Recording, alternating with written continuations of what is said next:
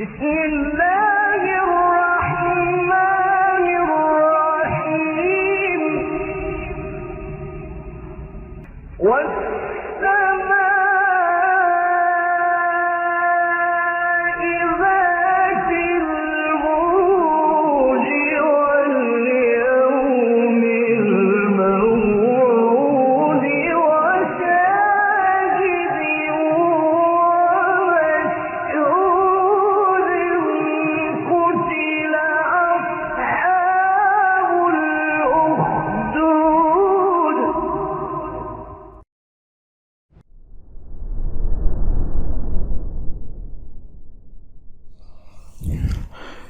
إن الحمد لله نحمده ونستعينه ونستغفره ونعوذ بالله من شرور أنفسنا وسيئات أعمالنا من يهده الله فلا مضل له ومن يضلل فلا هادي له أشهد أن لا إله إلا الله وحده لا شريك له وأشهد أن محمدا عبده ورسوله لا نبي بعده اللهم إنا نسألك علما نافعا ورزقا طيبا وعملا متقبلا.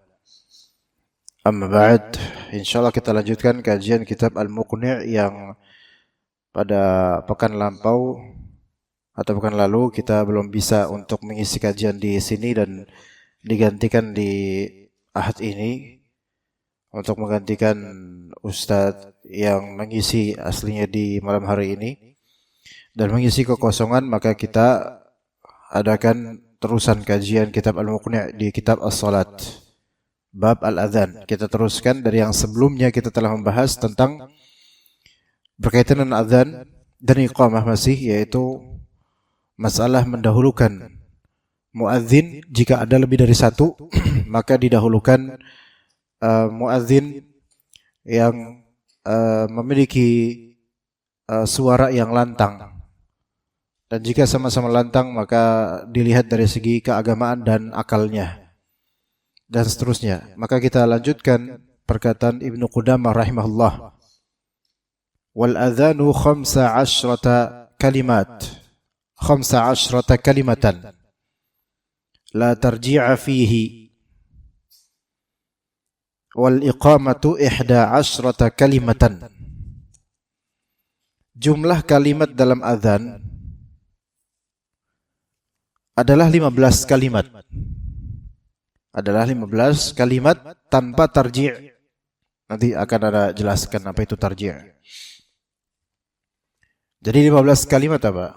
Allahu Akbar, Allahu Akbar, Allahu Akbar, Allahu Akbar. 4. Asyhadu an la ilaha illallah, asyhadu an la ilaha illallah. 6. Asyhadu anna Muhammadar Rasulullah, asyhadu anna Muhammadar Rasulullah. 8. Hayyalas shalah, hayyalas shalah. Itu 10. Hayyal falah, hayyal falah. 12. Allahu Akbar, Allahu Akbar. 14. La ilaha illallah. 15. Ini 15 jika tidak ada tarji'. Jika tidak ada tarji'. Apa itu tarji'? Tarji' itu adalah pelafalan asyhadu an la ilaha illallah dan asyhadu anna Muhammadar Rasulullah secara sirri sebelum secara jahr, setelah Allahu Akbar, Allahu Akbar, Allahu Akbar, Allahu Akbar. Dan tarji' yaitu mengucapkan setelah Allahu Akbar, Allahu Akbar yang kedua kalinya, yang keempat kalinya, ya. Setelah itu kan kita baca asyhadu an la ilaha illallah. Maka azan yang pakai tarji' adalah dia setelah Allahu Akbar itu secara sirri hanya didengar oleh orang sekitaran muadzin di masjid yang mengucapkan asyhadu an la ilaha illallah, asyhadu an la ilaha illallah, asyhadu anna Muhammadar Rasulullah, asyhadu anna Muhammadar Rasulullah. Kemudian baru dia ucapkan secara jahri asyhadu an la ilaha illallah dan normal. Ya, ini namanya tarji'. Dan tarji' itu dikatakan oleh para ulama ismun lil majmu'i bainas sirri wal ananiyah. Yaitu suatu label untuk kumpulan dari dua kalimat syahadat yang disebutkan dalam azan untuk yang sirri, sembunyi-sembunyi, dan yang alaniyah, terang-terangan. Yang mana orang jauh itu akan melihat atau merasakan adanya jeda antara setelah Allahu Akbar, Allahu Akbar, Allahu Akbar, Allahu Akbar. Itu jeda. Jeda bagi orang jauh. Muadzin ini sedang sibuk membaca secara sirri 2 kalimat syahadat ini. Baru kemudian mengucapkan secara jahar, terang-terangan, asyhadu an la ilaha illallah. Dua Muhammad Rasulullah 2 kali. Seperti itu. Itu namanya tarji'. Itu namanya tarji'. Ketika pakai tarji' namanya, maka jumlah totalnya berapa? 19. Makanya riwayat dari sahabat bernama Abu Mahdhurah yang merupakan salah satu muadzin Nabi sallallahu alaihi wasallam, maka dikatakan anna Nabi sallallahu alaihi wasallam 'allamahul adzan 19 kalimah. Nabi SAW mengajarkan Abu Mahdhurah adzan 19 kalimat, wal iqamah 17 kalimah, dan iqamah itu 17 kalimat. Sementara tadi kita dikatakan oleh Ibnu Qudamah adzan 15 kalimat. Itu normal sebagaimana adzan kita semua. Itu jika tidak ada tarji' namanya. Wal iqamah, qamat itu 11 kalimat. 11 kalimat. Namun kalau versi yang diajarkan oleh Nabi SAW kepada Abu Mahdhurah, iqamah itu 17 kalimat. Iqamah itu 17 kalimat. Dan para ulama berbeda pendapat mengenai apakah tarji' ini hukumnya boleh dilakukan atau dia hadis yang mansukh, yang dihapus, atau bagaimana. Namun dalam mazhab Hanbali di sini dikatakan oleh Ibnu Qudamah rahimahullah, fa in rajja'a fil adhani aw thanna al iqamata fala ba'sah. Kalau misalnya seorang muadzin menerapkan tarji' dalam azannya atau mendobelkan lafal-lafal iqamah, maka boleh. Maka boleh, tidak apa-apa. Ya.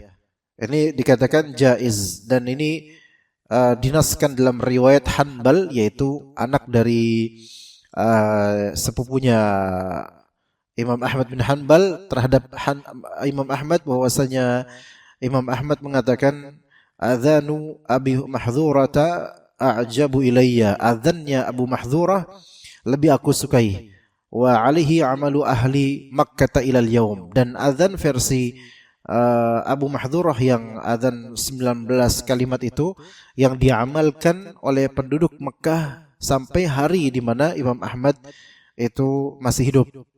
Ya, itu adzan versi Abu Mahdhurah 19 dengan tarji', ya, tambahan 4 yang sirri.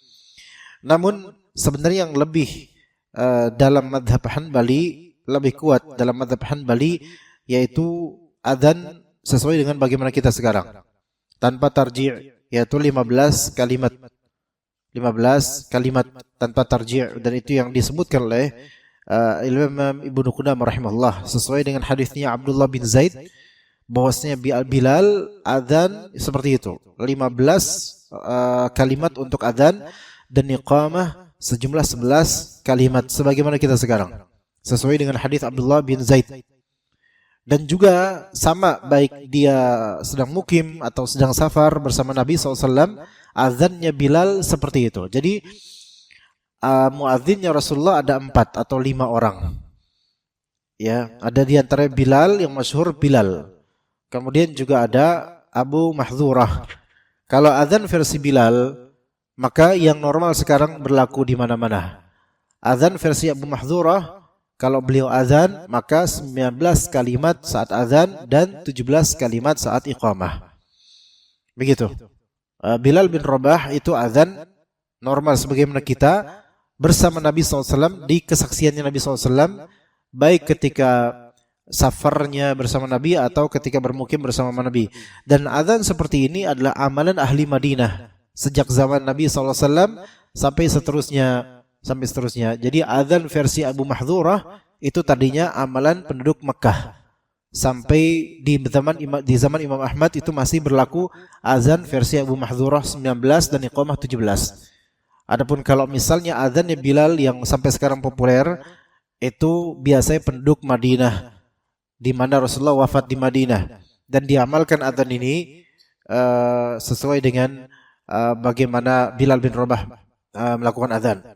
Dan Imam Ahmad dalam riwayatnya di kitab Masail Ibnu Hani, Imam Ahmad berkata, huwa akhirul amrayni wa kana bil Madinah. Bahwasanya azan versi Bilal ini adalah dari dua versi ini yang paling terakhir. Artinya ini yang paling kuat dan diamalkan. Dan Rasulullah SAW berada di Madinah ketika itu. Ya. Namun ada juga yang mengatakan bahwasanya hadis Abu Mahdhurah yaitu azan 19, iqamah 17 itu lebih akhir dibandingkan hadis Abdullah bin Zaid yaitu azan seperti azan kita. Ya, begitu. Karena kata mereka hadis Abu Mahdhurah itu setelah Fathu Makkah. Ya. Setelah Fathu Makkah. Ngerti enggak jemaah sekalian? Jadi setelah Fathu Makkah kan itu kan beberapa tahun menjelang wafatnya Nabi SAW baru ada hadis Abu Mahdhurah yang Nabi SAW mengajarkan Abu Mahdhurah azan 19 kalimat bukan 15 dan iqamah 17 kalimat bukan 11. Ini versi Abu Mahdhurah, versi tarji'. Ada tambahan asyhadu an la ilaha illallah 2 kali, asyhadu anna Rasulullah 2 kali sirri. Ini diajarkan oleh Nabi setelah Fathu Makkah. 2 atau 3 tahun menjelang Rasulullah SAW wafat. Berarti ini kan termasuk akhir-akhir gitu loh. Ya. Maka ada orang menanggapi Imam Ahmad, wahai Imam Ahmad, bukankah hadis Abu Mahdhurah berupa azan 19, iqamah 17 itu di akhir-akhir hayatnya Rasulullah, sehingga itu lebih rajih dan lebih kuat dibandingkan hadis Abdullah bin Zaid, yang Abdullah bin Zaid itu hadis di awal periode Madinah. Jadi jauh sebelum adanya hadis Abu Mahdhurah. Dalam ilmu usul fiqih, jika dua hadis zahirnya bertentangan dan tidak bisa dijamak, maka bisa menerapkan mana yang paling akhir dari hadis tersebut itu yang diamalkan. Itu maksudnya ditanggapi kepada Imam Ahmad. Maka Imam Ahmad menanggapi balik. Balik. Bukankah Rasulullah SAW nyuruh Bilal di Madinah sampai akhir hayatnya untuk azan dengan azan versi Abdullah bin Zaid, yaitu berapa tadi? 15 qamat 11. Dan itu sampai akhir hayat Nabi, dan Nabi SAW berada di Madinah. Ya mungkin Abu Mahdhurah itu azan diterapkan di Mekah. Maka di sini katakan bahwasanya hadis bahwasanya azan yang kita kenal sekarang 15 dan iqamah 11, maka azan tersebut diamalkan sampai akhir hayat Nabi SAW. Dalam mazhab Imam Ahmad, azan versi Abdullah bin Zaid yaitu Bilal bin Rabah 15 dan iqamah 11 itu diamalkan. Dan itu amalan kaum muslimin umumnya sekarang. Namun la ba'sa, boleh kalau dia mau mengamalkan, muadzin mau mengamalkan azan versi siapa? Versi Abu Mahdhurah yang mana 19 kalimat dan iqamah 17 kalimat. Ya, itu boleh. Boleh secara hukum asal. Adapun masalah fitnah, nanti kata orang gimana nanti, itu masalah lain. Kita ke hukum fikih asalnya dulu. Maka hukumnya asalnya boleh dan ada dalilnya. Ya, cuman ketika memang itu menjadi gejolak nanti, ya kalau misalnya di muhsinin azan, ya. Allahu akbar, Allahu akbar, 2. Allahu akbar, Allahu akbar, 4 kan gitu. Pakai versi azan Abu Mahdhurah. Diam, enggak kedengeran. Karena versi azan Abu Mahdhurah, asyhadu an la ilaha illallah 2 kali, asyhadu anna Muhammadar Rasulullah 2 kali secara sirri. Itu gimana? Sirri yaitu enggak mensyiarkan gitu loh. Tadi mungkin di ini dulu speakernya, asyhadu an la ilaha illallah, asyhadu anna gitu. Asyhadu an la ilaha illallah 2 kali. Yang kedengaran cuma orang-orang sini, marbot atau mungkin imam dan seterusnya. Nah, mungkin orang-orang yang mendengar, lah kok berhenti gitu kan? Ayo. Orang-orang akan ini imam mati listrik, imam baterai habis, speakernya mati atau orangnya mati kan gitu. Yang mana nih gitu kan? Orang jadi spekulasi. Ya. Tiba-tiba setelah mungkin 30 detik baru asyhadu an la ilaha illallah. Wah, hidup lagi tuh orang kan gitu. Ya, bisa seperti itu. Ya, ini sebagai edukasi, ya mungkin bisa dikatakan sebagian atau mungkin seluruh dari antum baru tahu ini mungkin. Tapi kalau ini diamalkan, minimal kita sudah menjabarkan ini, menjabarkan ini di sini gitu. Kalau ini diamalkan, minimal kita tahu ada hadisnya, hadis Abu Mahdzurah. Ya, dan ini azannya sebagian dari sahabat.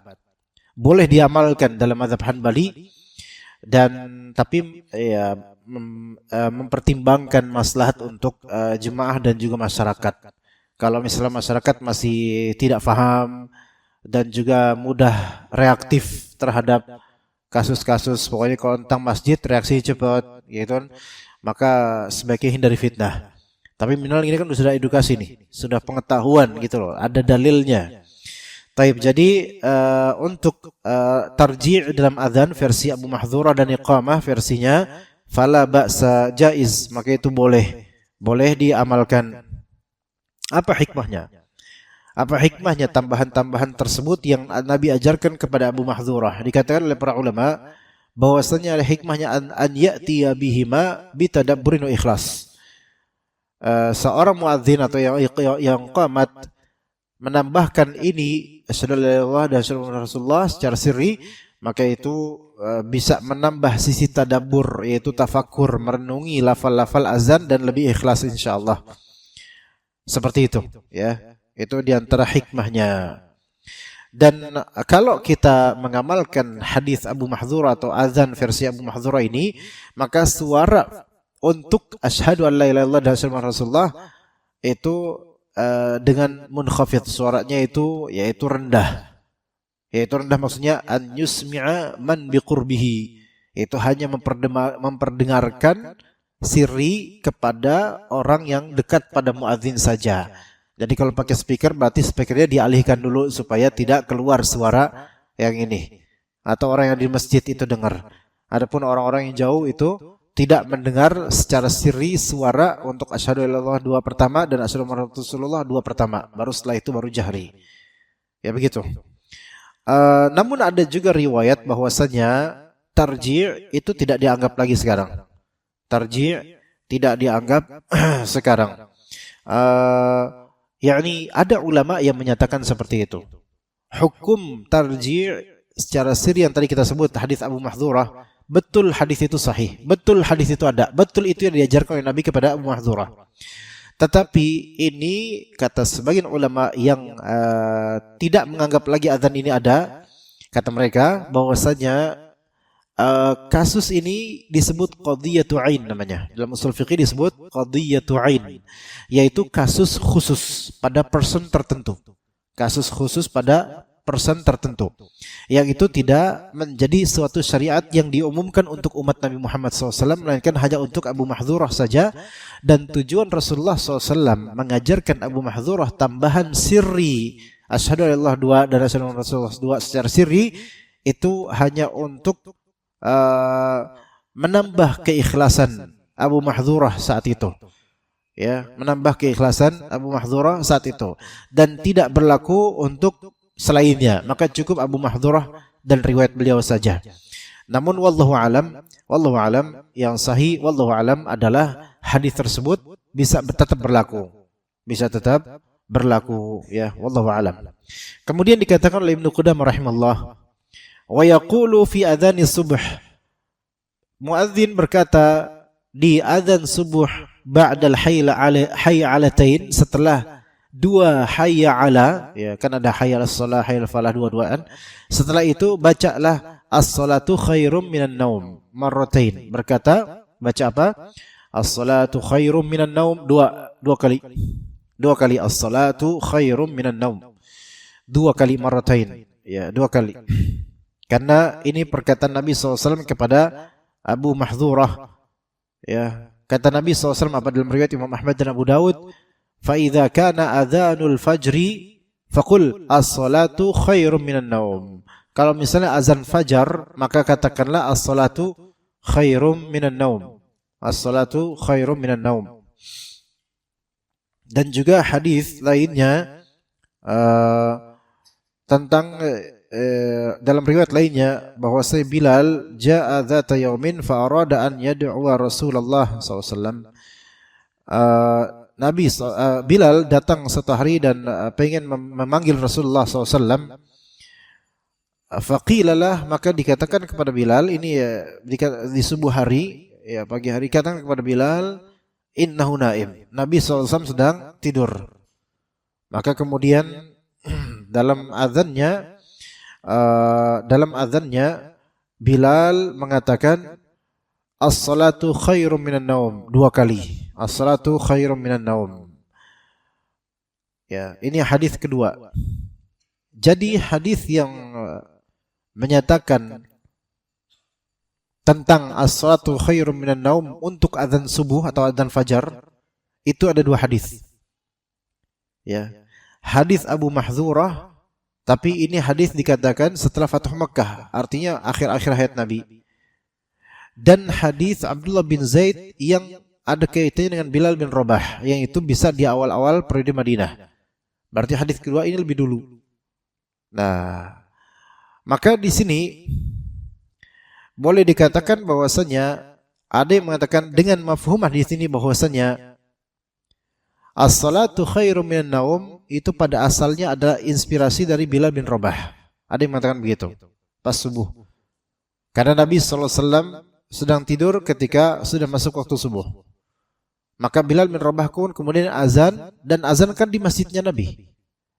Dan Nabi SAW rumah Aisyah itu di samping masjid langsung.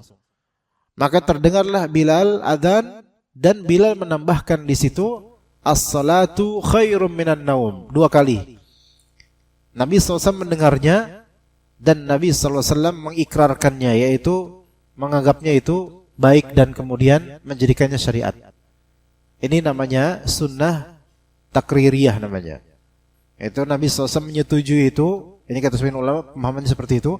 Maka kata Sa'id bin al-Musayyab, fa'udkhilat hadhil kalimatu fit ta'dhini ila salatil fajr. Maka karena perkataan 2 kalinya Bilal ketika azannya ini, maka dimasukkanlah 2 kalimat ini menjadi azan untuk salat subuh secara khusus, untuk salat fajar secara khusus. Maka inilah dalilnya adanya as-salatu khairum minan naum. Dan ini menunjukkan bahwasanya setiap dari lafal azan, dan azan itu ibadah, itu semua harus ada dalilnya. Dan jika tidak ada dalilnya maka tidak kita lakukan. Dan begitu pula dalam seluruh dari masalah-masalah keagamaan, terutama ibadah-ibadah yang murni, maka harus ada dalilnya. Kalau nggak ada dalilnya, ya nggak buat, nggak apain lakukan.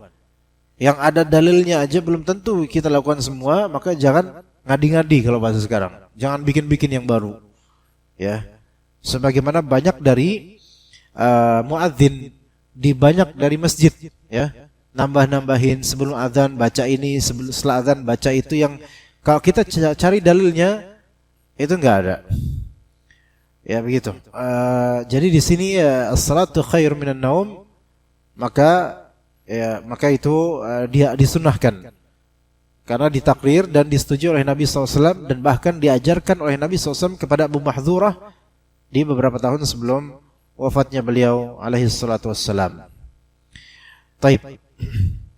Dan zahirnya dari hadis-hadis ini bahwasanya muadzin boleh mengucapkan as-salatu khairum minan naum walau adzana qabla al-fajr, walaupun dia azan sebelum masuk waktu subuh.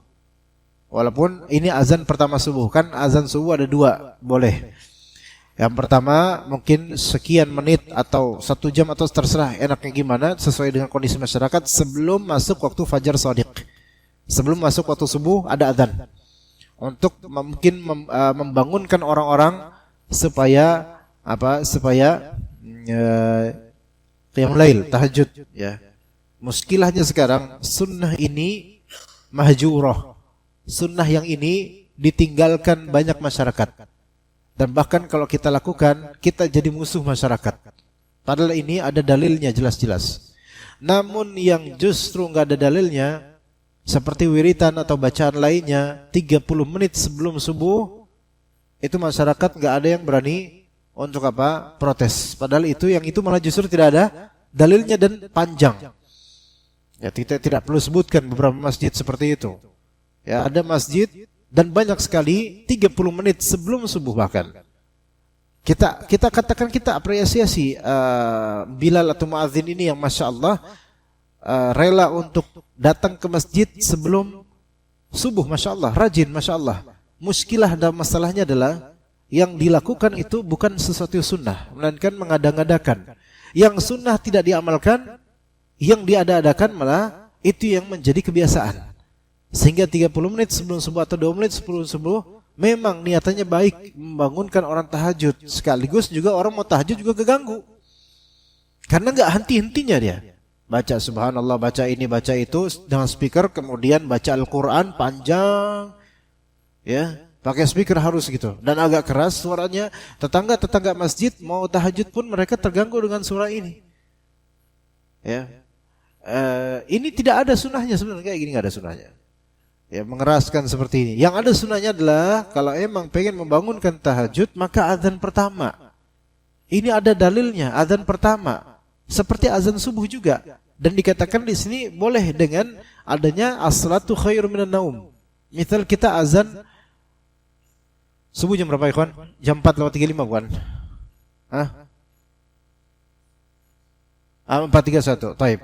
Misal jam 4 pas. Di Masjid Al-Muhsinin azan. Dan ini perlu edukasi dulu sebelum ada yang azan, masyarakat harus tahu dulu. Harus tahu. Allahu Akbar. Jangan sampai nanti masyarakat akhirnya ya kepagian tuh. Enggak, harus diedukasi dulu. Dan ini salah satu tugasnya Ustadz, edukasi ini masyarakat biar ngerti. Tapi belum kita lakukan, jangan dulu. Misalnya lakukan Allahu Akbar gitu. Allahu Akbar. Ya, masyarakat udah diedukasi. Entah dengan kajian seperti ini, entah pula dengan selebaran, dan sertakan hadisnya. Sertakan hadisnya dan perkataan ulama-ulama yang dikenal oleh masyarakat. Nah, kalau sunnah ini dihidupkan, ini menghidupkan sunnah Nabi SAW. Masyarakat mulai tahu. Kalau ada yang menentang, imma dia menentang Rasulullah SAW dengan sunnahnya, atau emang dia menentang masjidnya, wallahu alam. Tapi kan sudah ada dalilnya. Ya. Dari dua opsi itu semuanya buruk gitu loh. Masa menentang Rasulullah dan hadisnya, masa menentang orang yang menegakkan sunnah Rasulullah SAW, itu dua-duanya nggak ada yang benar. Nah, kalau kita lakukan itu jam 4 misalnya, masyarakat sudah tahu. Maka orang yang terbangun dengan itu, kemudian qiyamul lail, tahajud dia, ada waktu sekitar setengah jam atau 20 menit untuk menjalani salat malam.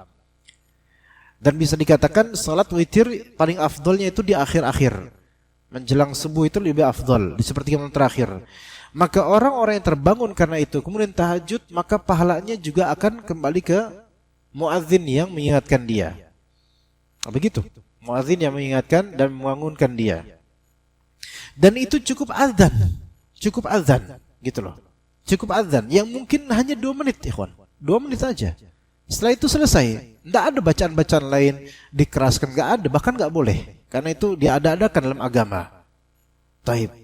Andai kata masjid yang memang alhamdulillah dikenal sunnah dan orang-orang di sini mengamalkan sunnah, berusaha menghidupkan sunnah Nabi, ya, sunnah Nabi loh, bukan sunnah ulama.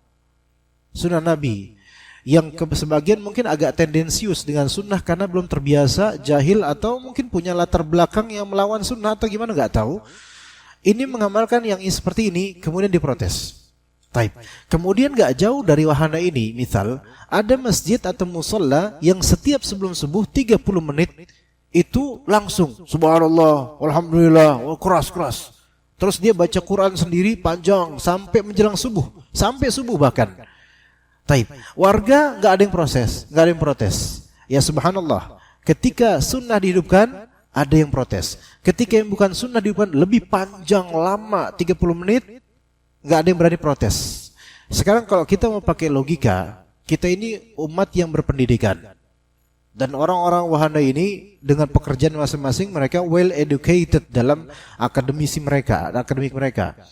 Maka kalau pakai logika, ini apa penyebab kalau misalnya sunnah kok malah kita bertajam padanya, kalau misalnya bukan sunnah kita malah justru apa? Toleransi.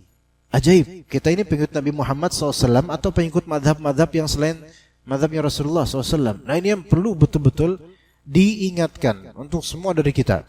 Jangan sampai kita itu malah tanpa sadar kita menjadi musuh dari sunnah Nabi SAW. Tanpa sadar. Dan itu bahaya.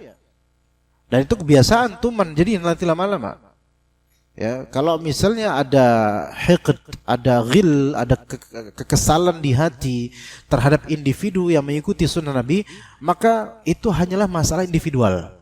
Jangan sampai masalah yang merupakan emang ini sunnah Nabi SAW kita perangi, subhanallah. Kalau emang jahil, maka kita edukasi, kita jelaskan.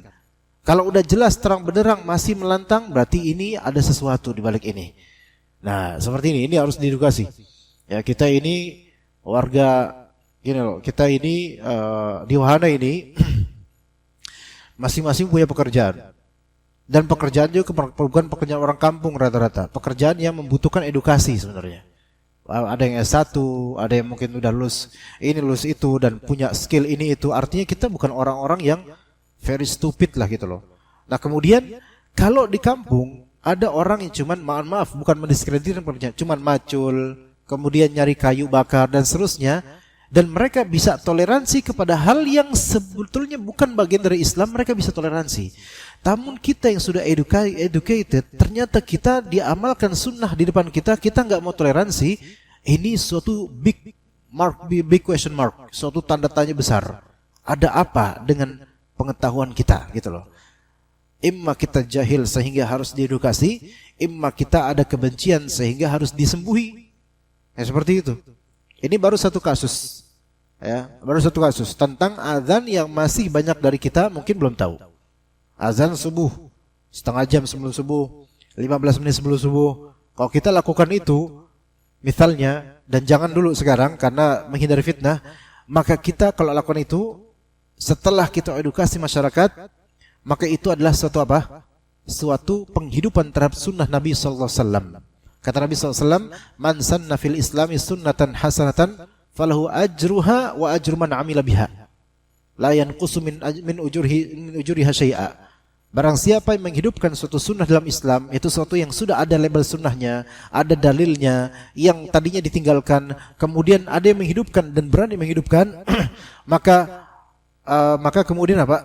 Maka akan mendapatkan ganjaran bagi penghidupnya tersebut, dan juga orang-orang yang mengikutinya akan dengan otomatis Allah akan limpahkan ganjaran mereka juga kepada orang yang pertama kali menghidupkan sunnah tersebut. Begitu, ikhwah sekalian, ya. Maka ini masjid ya, Al-Muhsinin dan juga masjid-masjid lainnya, kita itu beribadah betul rutinan harian. Tapi kalau kita tidak upgrade ilmu tentang sunnah Nabi SAW berkaitan dengan masjid, salat, zakat, puasa, i'tikaf, alias ngambang gitu aja seterusnya, subhanallah, berarti kurang prestasi di hadapan Allah Azza wa Jalla. Betul, alhamdulillah jemaah sekalian datang ke masjid, subuh rela datang ke masjid, hujan-hujan datang ke Muhsinin. Itu suatu keberkahan tersendiri. Tetapi ketika Allah Ta'ala memberikan seorang hamba taufik, maka jika dia bersyukur, maka Allah pasti akan tambahkan buat dia ilmu dan juga taufik.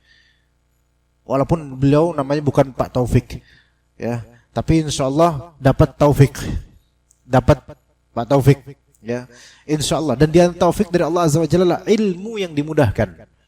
Ya, Anda bukan menggembosi untuk segera mengamalkan ini, tidak. Tetapi sedikitnya kita menggelitik sedikit kolbu-kolbu kita yang kadang lalai akan sunnah Nabi SAW. Ternyata masih banyak sekali hal yang belum kita ketahui. Dan ketika kita ketahui, kadang kita mengingkari dulu di awal karena masih terpenjara di kebodohan kita. Nanti lama-lama akhirnya kita tahu, ternyata ada toh dalilnya. Ternyata berpahala toh. Ternyata dulu Nabi begini toh. Loh, kenapa kok kita nggak lakukan? Lama-lama mulai tergerak nih, ya. Maka di sini kadang-kadang yaitu tokoh agama, tokoh masyarakat, Pak RT, Pak RW, urusan keagamaan itu juga perlu mengedukasi masyarakat, memberitahu mana yang sunnah gitu. Maka ini hal yang baik, insyaallah. Ya, ini diantara sunnah yang ditinggalkan oleh banyak dari kaum muslimin, malah diganti dengan hal-hal yang tidak ada dalam agama atau dalam Islam, tidak ada dalilnya. Kemudian dikatakan oleh Ibnu Qudamah rahimahullah, wa yustahabbu an yatarassala fil adhani wa yahdura fil iqamah wa yahdura al iqamata. Wa yustahabbu an yatarassala fil adhan. Dianjurkan bagi muadzin untuk bersikap tarassul. Tarassul tamahul, yaitu tamahul itu apa? Tidak tergesa-gesa. Tenang. tidak cepet-cepetan untuk azan. Karena kalau cepet-cepetan azan antum apa bedanya dengan qomat terus, ya? Kalau antum lihat iqamah, misal di Masjid Nabawi, Masjidil Haram, itu iqamahnya agak panjang memang. Karena apa? Karena memang tujuannya supaya kaum muslimin yang masih di luar bisa cepat-cepat ke dalam masjid, atau untuk membuat barisan dan seterusnya, mengatur shaf dan semisalnya, atau yang masih berjalan dari hotel untuk cepat-cepat masuk ke area masjid supaya bisa masuk dalam shaf. Makanya dia iqamah di sana itu kalau diterapkan di sini lama. Coba di koma nanti, Allahu Akbar, Allahu Akbar, gitu. Itu Allah Akbar, Allah udah berapa detik itu? Ya. Asyhadu an la ilaha illallah. Ya, kalau misalnya orang dengar, lah ini azan, ini lama nih azan nih, kira azan. Kalau kayak gitu di iqamah di Madinah atau di Nabawi, di Masjidil Haram seperti itu lama. Asyhadu anna Muhammadar Rasulullah. Kadang dipanjangin lagi. Memang ada tujuannya, karena crowded gitu loh. Kalau di sini diamalkan seperti itu, ya repot. Imam udah siap, shaf udah rapi, dia masih qomat lama gitu. Ya terus imamnya ngeliat, lama banget ini. Udah saya sholat aja loh, udah itu qomat aja lah, saya sholat aja lah gitu loh. Kelamaan. Kalau misalnya simpel, maksudnya cuma 1 shaf, 2 shaf, 3 shaf, atau muhsinin seluruhnya, itu nggak seberapa susah lah ngaturnya, jadi nggak usah lama-lama. Makanya dianjurkan azan yang tenang, tarosul, yaitu ta'anni, tenang, ya. Jangan cepet-cepetan.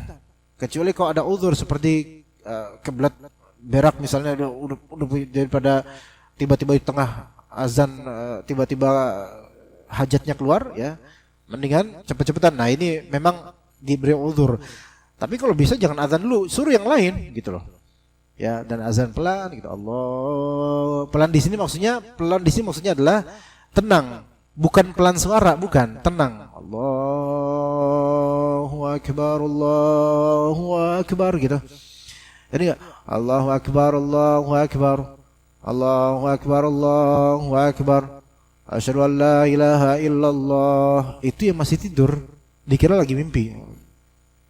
Mimpi ini nggak mungkin azan kayak gini, orang qomat ini. Atau orang yang udah bangun itu dikira ini siapa sih muazin cepet-cepet banget, pengen jangan cepet-cepetan gitu. Maka ta'anni, tenang, ya, sampai selesai. Itu dianjurkan seperti itu. Ya, adapun untuk iqamah, wa yahdur, hendaklah dia apa? Hendaklah dia agak hadar itu qiraah sari'ah, yaitu baca dengan cepat gitu loh. Makanya dalam tingkatan tilawah atau baca Al-Quran itu ada qiraah hadriyah, yaitu qiraah yang agak cepat, biasa untuk murajaah bagi yang sudah bagus tajwid dan hafalannya. Misalnya itu bilang Bismillahirrahmanirrahim, Qul huwallahu ahad, Allahus samad, lam yalid walam yulad walam yakul lahu kufuwan ahad. Ini namanya qiraah hadr. Tapi itu hanya dibolehkan bagi orang yang sudah baik tajwidnya. Adapun yang pelan aja belepotan, maka hadr enggak boleh buat dia. Ya. Dalam riwayat Jabir bin Abdullah radhiyallahu anhuma, dalam hadis yang disanadkan dari At-Tirmidzi dan juga Al-Hakim, namun hadis ini didhaifkan oleh At-Tirmidzi sendiri. Nabi SAW berkata kepada Bilal, "Ya Bilal, idza adzanta fatarassal wa idza aqamta fahdur." Wahai Bilal, jika engkau azan maka tenanglah, dan jika engkau qomat maka percepatlah. Gitu loh, maknanya seperti itu. Namun hadis ini dhaif. Hadis ini dhaif. Hanya saja ikhwan, walaupun hadis ini dhaif, tetapi menjadi diamalkan dalam mazhab Imam Ahmad. Karena mazhab Imam Ahmad dan juga beberapa mazhab lainnya lebih mengutamakan hadis dhaif yang ringan dhaifnya dibandingkan kiasan manusia terhadap dalil. Yang disebutkan oleh Ibnu Qayyim al-Jauziyah dalam kitab I'lam al-Muwaqqi'in, bahwasanya hadis dhaif kerap kali yang dhaifnya, lemahnya ringan, maka itu lebih diutamakan dibandingkan kias ulama terhadap dalil-dalil. Ala kulli hal, ini yang insyaallah sahih. Walaupun hadisnya memang tidak bisa diamalkan secara sanadnya, namun wallahu alam secara makna maka ini sesuai dengan maksud dari adzan dan maksud dari iqamah. Karena maksud dari adzan i'lam al-ghaibin. Maksud dari adzan i'lam al-ghaibin, maksud dari iqamah iqamatul hadirin. Maksud dari adzan apa? Untuk memberitahu orang-orang yang tidak ada di masjid. Maka karena orang-orang itu nggak ada di masjid, maka butuh suara tinggi dan juga diperlama sedikit. Dan maksud dari iqamah untuk membangkitkan orang-orang yang sudah hadir di masjid. Makanya silahkan cepat-cepat dan gak harus suara keras. Boleh yang tadi muadzin yang suara keras dia adzan. Tapi versi kedua yaitu dia yang qomat orang lain dan suaranya lebih lembut gitu. Maka itu boleh karena qomat itu gak harus sayyid, gak harus ali suaranya, gak harus tinggi suaranya. Beda dengan adzan. Maka adzan dianjurkan suaranya tinggi. Begitu. Dan juga berangkat juga dikiaskan dengan itu. Kalau sekarang adzan pakai speaker lebih afdol. Namun iqamah boleh nggak pakai speaker, gitu. Dan di sini pun di Muhsinin sebenarnya walaupun pakai speaker, iqamahnya cepat biasanya. Ya, biasanya antum yang qomat kan? Nah, coba gimana? Susah ya kalau dicontohin sekarang susah. Atau sekarang boleh qomat antum coba ya. Biar bingung tuh orang-orang ya. Nah, jadi iqamah itu cepat. Allahu Akbar, asyhadu an la ilaha illallah, asyhadu anna Muhammadar Rasulullah. Itu boleh seperti itu. Hadir. Taib kita azan terlebih dahulu. Taib. Kemudian dikatakan oleh Ibnu Qudamah juga dalam Al-Mughni, beliau mengatakan wa yusannu adzanuhu awal al-waqt wa an yaqifa ala kulli jumlatin. Disunnahkan azan di awal waktu. Ini dari istinbat terhadap dalil-dalil yang menunjukkan salat di awal waktu itu lebih afdal. Sebagaimana hadis riwayat Bukhari, seorang sahabat bertanya kepada Nabi SAW, ayyul imani afdal? Iman apa atau amal iman apa yang paling afdal? Maka kata Nabi SAW, di antaranya adalah ya as-salatu fi awali waktiha. Salat di awal waktunya. Dalam redaksi lain as-salatu ala waktiha. Tapi ala kulli hal ada redaksi yang menyatakan as-salatu fi awali waktiha. Salat di awal waktunya itu lebih afdal. Secara global salat di awal waktunya itu afdal, kecuali mungkin di dua konteks, yaitu di konteks Isya jika jemaah belum ngumpul, dan yang kedua di konteks zuhur jika awal waktu itu begitu panas, maka dianjurkan melakukan ibrad, yaitu menunggu supaya tidak sepanas awal waktu zuhur, itu boleh. Namun kalau di zaman sekarang dengan aktivitas manusia yang tidak sama seperti zaman Nabi SAW, maka salat Isya di awal waktu secara mutlak lebih afdal, secara keadaan lebih afdal dibandingkan diakhirkan jam 9, dan bahkan itu nggak mungkin untuk dilakukan di Muhsinin atau lainnya. Begitu juga salat zuhur lebih afdal di awal waktu karena di awal waktu itu bisa mendapatkan jemaah. Baik, jadi disunnahkan azan di awal waktu. Bahkan kalau bisa tepat dengan awalnya banget untuk mengiklam dan memberitahu orang akan masuknya waktu awal salat. Waktu salat awal-awal. Wa an yaqifa ala kulli jumlah, dan disunnahkan muadzin untuk berhenti di setiap jumlah. Di setiap jumlah itu setiap kalimat. Ya, di setiap kalimat dianjurkan untuk berhenti. Makanya sampai lafal Allahu Akbar saja ada sebagian muadzin itu berhenti untuk 4 kali Allahu Akbar. Karena di awal adzan Allahu Akbar itu kan 4 kali. Allahu Akbar, Allahu Akbar, Allahu Akbar, Allahu Akbar 4 kali. Bukan 2. Tapi biasanya kita menyambung Allahu Akbar, Allahu Akbar, ini 2 kalimat. Allahu Akbar, Allahu Akbar, ini 2 kalimat. Nah, kalau kita pisahkan semuanya, maka Allahu Akbar, Allahu Akbar. Nah, ini ada fasl, ada pemisahan antara Allahu Akbar pertama dengan yang kedua, kemudian yang ketiga dengan yang keempat. Maka lebih dianjurkan al-waqaf, yaitu berhenti di setiap kalimat. Itu dianjurkan seperti itu. Kemudian kata Ibnu Qudamah rahimahullah, wa an yu'adzina qa'iman mutatahhira.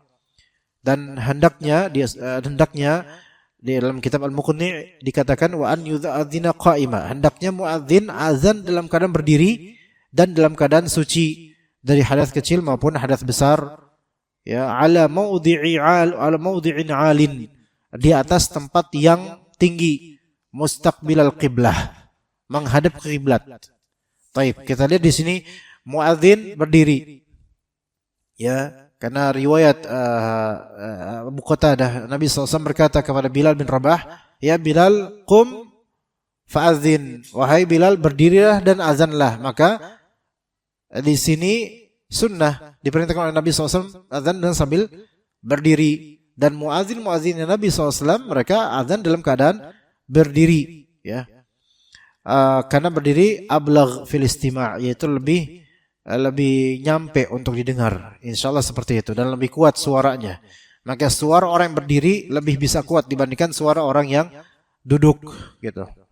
Kemudian juga mutatahhira, lagi azan bersih dari hadas kecil maupun besar. Dalam hadis yang diriwayatkan oleh Tirmidzi dari hadis Abu Hurairah, Nabi SAW bersabda, la yu'adzinu illa mutawaddi.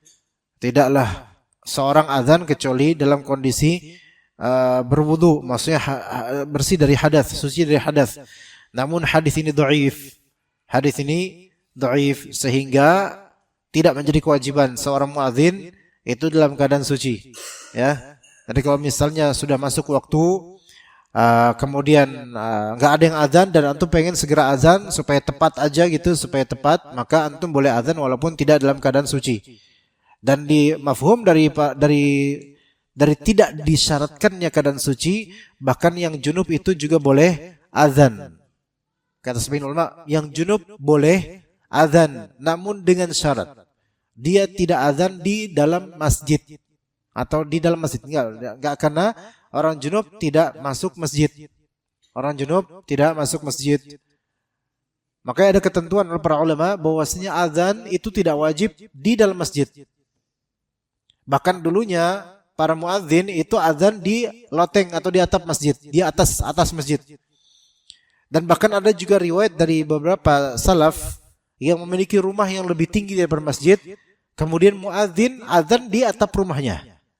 Dulu kayak gitu, ada azan di atap rumahnya, bukan di atap masjid, karena rumahnya orang ini lebih tinggi atapnya dibandingkan atap masjid. Maka tidak disyaratkan azan itu di dalam masjid.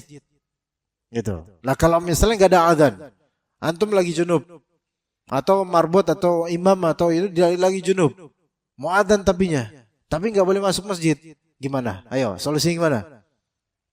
Pak Fendi nggak ada, teman-teman lain belum pada datang. Gimana?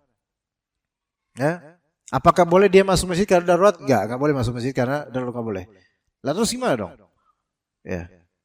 Ya enggak gimana. Lagi pulang, kenapa antum? Antum kenapa junub? Ya? Kan gitu. Ya. Gitu kan. Kalau bisa disiapkan sebelumnya, ya gitu. Kalau memang muadzin yang enggak azan, maka boleh yang lain kemudian menggantikan perannya. Tafadhol. Gitu, ya.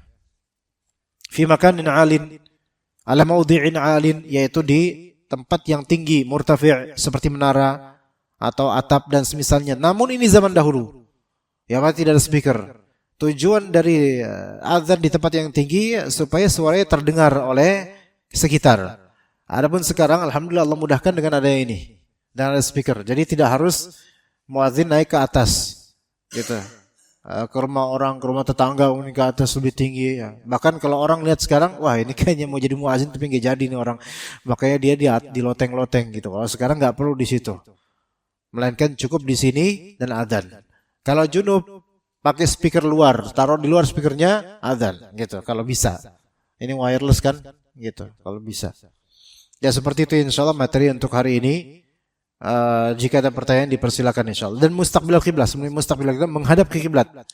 Menghadap ke kiblat, karena ada riwayat yang menunjukkan hal itu, dan ini riwayat sahih bahwasanya Abdullah bin Zaid itu adzan menghadap kiblat, ya, menghadap kiblat. Maka dianjurkan menghadap kiblat. Wallahu a'lam.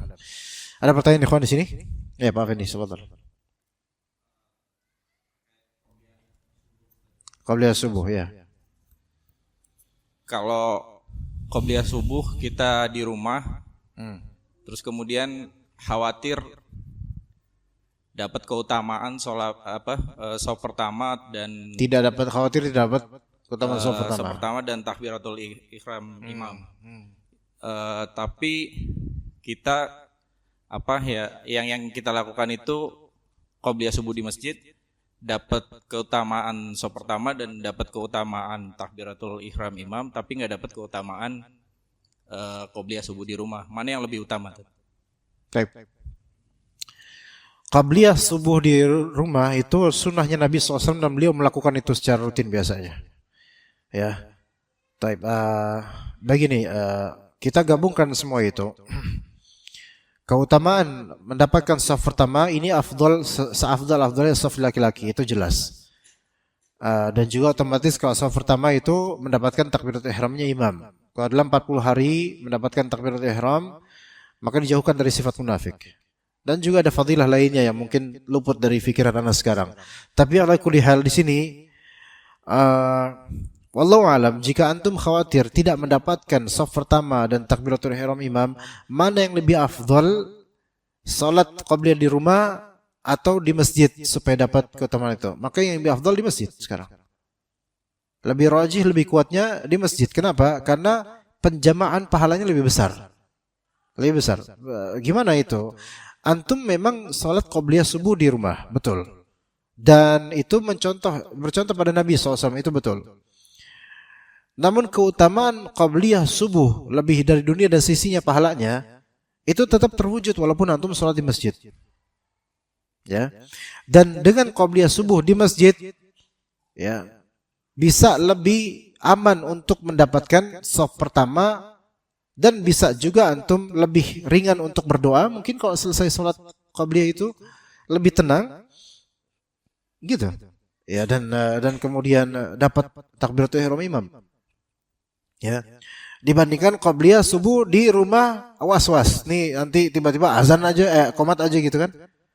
Ya, walaupun di muhsinin alhamdulillah jaraknya jauh antara azan dan iqamah alhamdulillah. Cuman kan kadang-kadang kita nggak mesti bangun lebih awal, gitu loh. Ya makanya khalas. Lebih afdal kalau memang baru kita omongin azan dan iqamah lama udah udah di strap duluan ini. Enggak apa-apa, sebentar aja. Ya jadi lebih afdal datang ke masjid, qabliyah di masjid. Kalau memang kita udah ke masjid dan rentang kita lihat masih alhamdulillah masih 8 menit.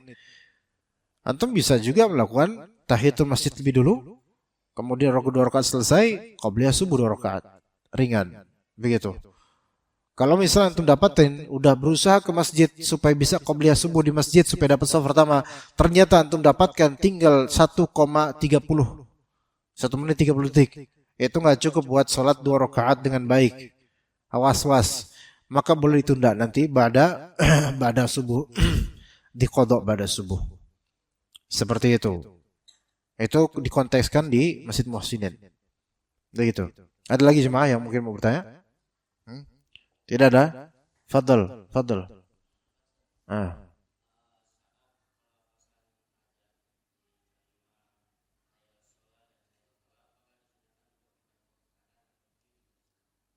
Ya itu nanti ya kita bahas insyaallah pekan depan. Anda jawab pekan depan. Antum hadir nggak nanti pekan depan? Tapi kayaknya ada izin deh. Antum aja ngisi lah kalau gitu ya. Itu memang ada anjurannya. Dengan 3 thariqah, dengan 3 cara. Dianjurkan kanan atau kiri dengan 3 cara. Imma hayal shalah kanan, hayal shalah kiri. Atau hayal shalah kanan, hayal kiri. Atau yang kedua yaitu gimana? Hayal shalah kanan, hayal shalah kanan. Hayal shalah kiri, hayal shalah kiri. Itu cara kedua. Cara ketiga menggabungkan semuanya. Namun kata Syekh Utsaimin rahimahullah, kita menganggap tengok kanan kiri ini apa? Kalau ini murni ta'abbudi, yaitu murni peribadatan perintah dari Rasulullah SAW tanpa ada sebab, ya, maka itu bisa berlaku walaupun pakai speaker. Kita lakukan. Tapi yang sahih adalah bahwasanya perkara ini ma'qulul ma'na, yaitu maksud dan tujuan dari ke kanan ke kiri ini ada maksudnya, ada illatnya, ada sebabnya, yaitu apa? Supaya lafal hayya 'alas shalah, ajakan dan seruan ini bisa kedengaran lebih dibandingkan 2 kalimat syahadat. Karena hayya ini artinya seruan, mari. Berarti kan kita kayak mari, ayo mari. Antum kalau misalnya ngomong biasa asyhadu alla ilaha illallah itu nggak perlu ke semua orang. Tapi kalau antum ngomong semua orang mari, itu kan butuh ke semua orang gitu. Maka dikiaskan seperti itu kiasan ilatnya.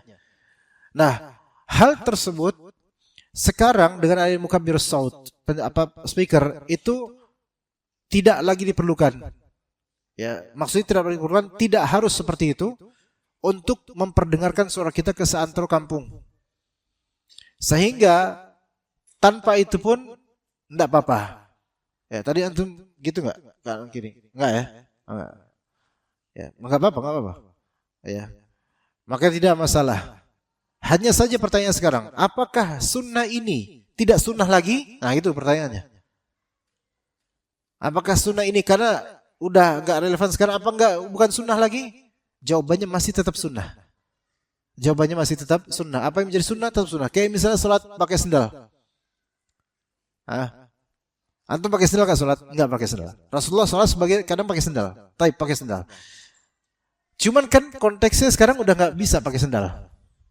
Tapi apakah itu berarti itu tidak menjadi sunnah lagi sekarang? Tetap menjadi sunnah. Antum bisa lakukan itu di rumah, fadl. Kan gitu. Ya. Kalau memang antum tidak lakukan itu di Masjid Muhsinin karena sudah pakai mukabbirus saut atau speaker, antum bisa lakukan itu ketika antum safar di suatu tempat sama jemaah lain atau sama ikhwan lain, kemudian antum azan, lakukan itu tanpa speaker, tetap sunnah. Bahkan kalau antum lakukan itu sekarang di sini, azan hayal shalah kanan hayal falah kiri, itu pun enggak apa-apa. Enggak apa-apa, enggak masalah. Ya, meninggalkannya enggak masalah karena tujuannya sudah terwujud, yaitu tersebar suara. Meninggalkannya pun tidak masalah, melakukannya pun tidak masalah karena itu asalnya memang ada sunnahnya seperti itu. Wallahu alam. Kita cukup sampai sini. Barakallahu fikum jami'an. Mudah-mudahan bermanfaat. Wassallallahu ala nabiyyina Muhammad wa ala alihi wa sahbihi ajma'in. Subhanakallahumma bihamdika asyhadu an la ilaha illa anta astaghfiruka wa atubu ilaik. Wassalamualaikum warahmatullahi wabarakatuh.